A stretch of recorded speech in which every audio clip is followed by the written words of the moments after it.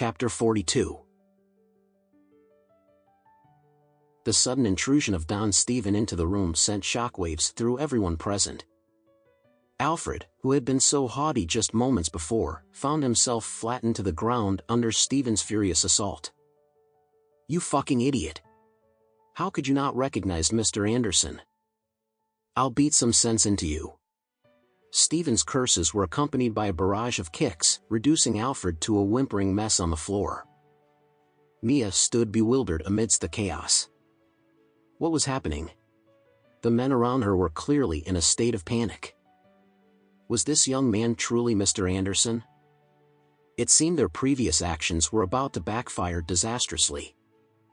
Turning his wrath towards the rest of his gang, Stephen demanded, "What are you all standing there for like stupid dogs? Apologize to Mr. Anderson immediately. Mr. Anderson, please accept our deepest apologies. We were complete fools not to recognize you. Please forgive us." The men fell to their knees in a display of contrition. Alfred, in his desperation, began slapping himself, begging for mercy. "Mr. Anderson, I beg for your forgiveness. Spare me, please." Even Stephen, in an act of penance, delivered a sharp slap to his own face, acknowledging his failure.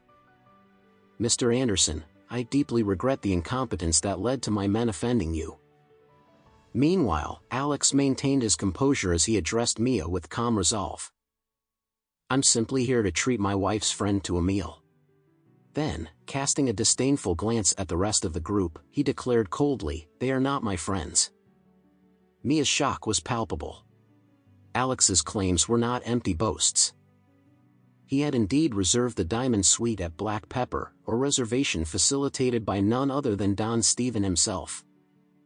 Mia couldn't help but feel a pang of embarrassment as she recalled how she had underestimated Alex in the past. In the midst of this revelation, Harold trembled in disbelief. Could it be true? Was Alex, the man he had dismissed as a loser, actually connected to Don Stephen? Not only that, but Stephen was so polite to him. Olivia's astonishment mirrored his own. If Alex truly knew Don Stephen, what did that imply for their own standing? With Daniel having fainted in shock, the Don wiped the cold sweat from his forehead and said firmly, "Stephen took charge," offering assurances to Alex. "Mr. Anderson, rest assured, this will never happen again. You are always welcome at Black Pepper. And if any of my men fail to recognize you in the future, I'll gouge their eyes out myself."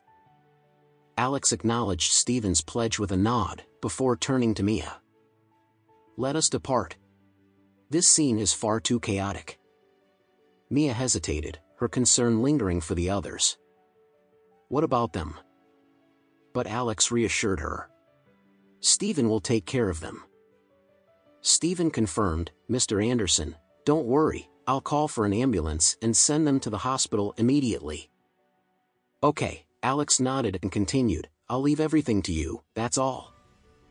Mia, who was still in a daze, followed Alex out of Black Pepper. Her heart was still thumping vigorously, her breathing heavy even after they exited the restaurant.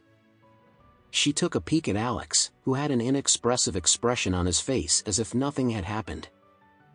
She felt as if he was covered with a layer of fog that made him even more mysterious and profound.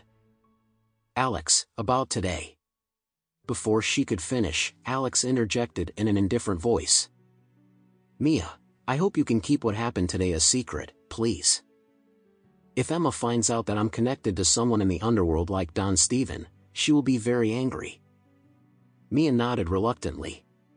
"All right, I understand." After Alex and Mia left, Stephen called the ambulance and sent the injured people to the hospital. Olivia sustained fractures on the facial skeleton due to the assault that resulted in a deformed face. It could be said that she was disfigured now. One of Daniel's arms was completely broken too, and he needed a long time for it to return to its functional state. As for Harold, he suffered a severe concussion due to the heavy blow to his head. Although he was out of danger after the emergency rescue, the subsequent effect from the brain damage would be his worst nightmare for the rest of his life.